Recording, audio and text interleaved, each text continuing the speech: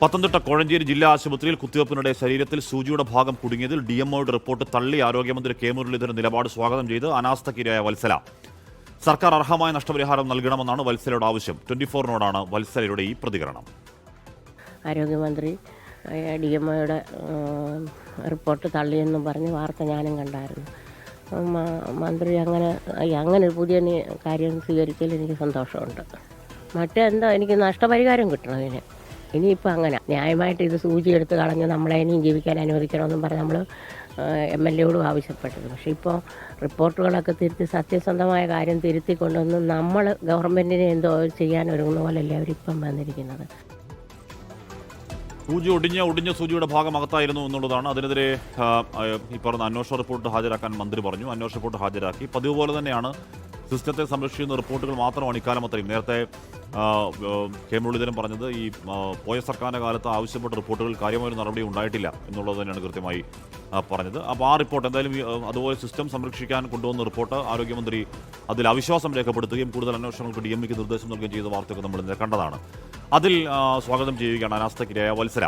ഷിജോ കുര്യൻ വിവരങ്ങളുമായി ചേരുന്നു. ഷിജോ, ഇപ്പോൾ ഹർഷിനയ്ക്ക് സർക്കാർ ജോലി, അർഹമായ നഷ്ടപരിഹാരം, പൂർണ്ണമായ ചികിത്സാ ചെലവ് ഏറ്റെടുക്കുക എന്ന് പറഞ്ഞാൽ പോസിറ്റീവായ ഒരു കീഴ്വഴക്കത്തിന് തുടക്കമിടുകയാണ്. പക്ഷെ അത് കൂടുതൽ ആൾക്കാർ അതിന് പ്രകാരം നഷ്ടപരിഹാരവും ബാക്കി കാര്യങ്ങളൊക്കെ പ്രതീക്ഷിക്കുകയും ചെയ്യും.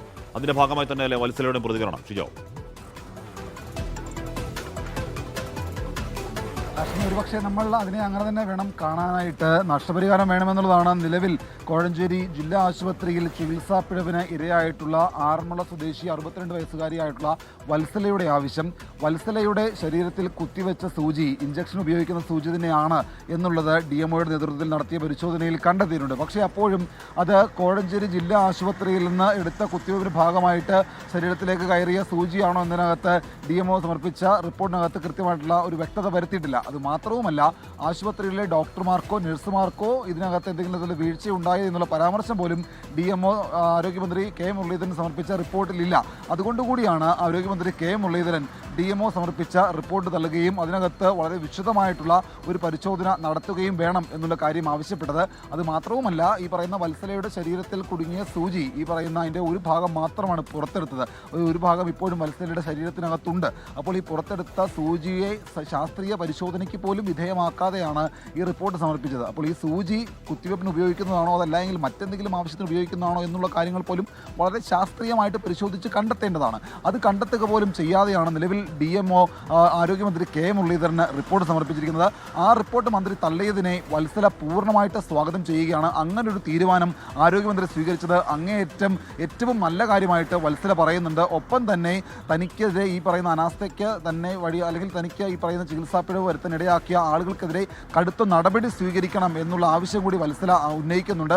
അതോടൊപ്പം തന്നെയാണ് നഷ്ടപരിഹാരം ആവശ്യപ്പെടുന്നത്.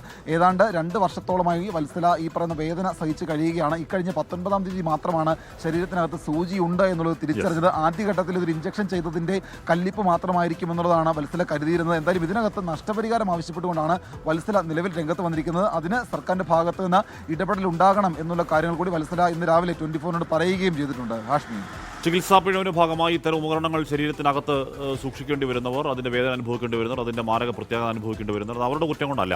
അപ്പോൾ അവർ നഷ്ടപരിഹാരം ആവശ്യപ്പെടുന്നതിൽ ഒട്ടുമേ അയുക്തിയില്ല താനും.